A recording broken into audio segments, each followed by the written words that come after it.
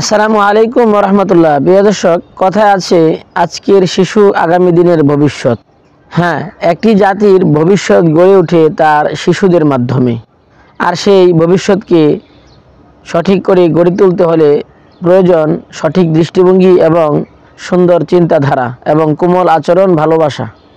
আমাদের প্রিয় নবী হযরত মুহাম্মদ সাল্লাল্লাহু আলাইহি সাল্লাম ছিলেন সেই আলোকবর্তিতা, যিনি শিশুদের প্রতি করে গেছেন উত্তম আচরণের এক অম্লান দৃষ্টান্ত। তিনি শুধুমাত্র একজন নবী নন, তিনি ছিলেন একজন আদর্শ পিতা, পথপ্রদর্শক এবং মমতাময়ী একজন স্নেহভরা হৃদয়ের অধিকারী। চলুন আমরা জানি রাসূলুল্লাহ সাল্লাল্লাহু আলাইহি সাল্লাম শিশুদের সাথে কেমন আচরণ করতেন, যা আজও আমাদের জন্য এক অনন্য অনুপ্রেরণা। সুপ্রিয় দর্শক, রাসূলুল্লাহ সাল্লাল্লাহু আলাইহি সাল্লাম শিশুদের দেখলেই হাসি মুখে তাদের সাথে সালাম বিনিময় করতেন। 2. নবীজি সাল্লাল্লাহু আলাইহি সাল্লাম শিশুদেরকে দেখে কোলে নিতেন এবং মাথায় হাত বুলিয়ে তাদের জন্য দোয়া করতেন। 3. নবীজি সাল্লাল্লাহু আলাইহি সাল্লাম কোনো শিশুকে দেখলে তার সম্মানার্থে দাঁড়িয়ে যেতেন।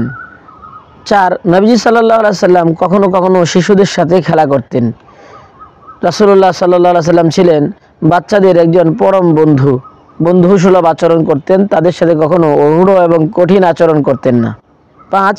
নবী সাল্লাল্লাহু আলাইহি সাল্লাম শিশুদেরকে নিজ হাতে কখনো কখনো খাইয়ে দিতেন, হাসি মুখে তাদের মুখে খাবার তুলে দিতেন। 6. নবীজি সাল্লাল্লাহু আলাইহি সাল্লাম বলেছেন, ছোটদের প্রতি দয়া করো এবং বড়দেরকে সম্মান করো। 7. একবার নবীজি সাল্লাল্লাহু আলাইহি সাল্লাম নামাজ পড়তেছিলেন, এক শিশু কান্না করতেছিল। তিনি শিশুর কান্না শুনে নামাজকে সংক্ষিপ্ত করেন।